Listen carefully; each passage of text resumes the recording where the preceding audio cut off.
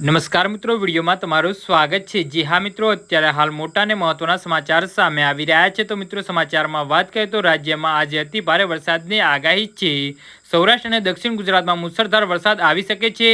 ભાવનગર અને અમરેલીમાં અતિ ભારે વરસાદ વરસશે, તો નવસારી, વલસાડ અને સુરતમાં પણ અતિ ભારે વરસાદનું એલર્ટ છે। હવામાન વિભાગે વરસાદનું એલર્ટ જાહેર કર્યું છે। હવામાન વિભાગે નાવકાસ્ટ જાહેર કરીને વરસાદની આગાહી કરી છે। જી હા મિત્રો, અત્યારે હાલ મોટા સમાચાર સામે આવી રહ્યા છે। તો મિત્રો, સમાચારમાં વધુ વિગતવાર વાત કરીએ તો રાજ્યમાં આજે કેટલાક જિલ્લાઓમાં અતિ ભારે વરસાદની આગાહી છે।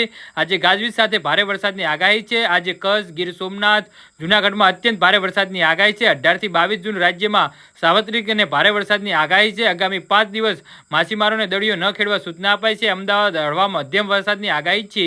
જી હા મિત્રો, હવામાન નિષ્ણાત પરેશ ગૌસ્વામીએ ચોમાસાને લઈ આગાહી આવી છે કે જેમણે કહ્યું છે કે ઘણા સમયથી ચોમાસું નિષ્ક્રિય હતું, તે ફરીથી સક્રિય થયું છે। ગુજરાતમાં નૃત્ય ચોમાસાની શરૂ થઈ ગઈ છે। અરબ સાગર વરસાદી સિસ્ટમ સક્રિય થતા આવનારા 5 દિવસ રાજ્યમાં અતિ ભારે વરસાદ પડશે અને રાજ્યમાં જળબંબાકાર જેવી સ્થિતિ સર્જાશે। જી હા મિત્રો, તો આના વિશે તમારું શું કહેવું છે તો નીચે અમારી કોમેન્ટ બોક્સમાં જરૂરથી જણાવજો અને અમારી યુટ્યુબ ચેનલને સબસ્ક્રાઇબ કરવાની ભૂલતા નહીં। ધન્યવાદ।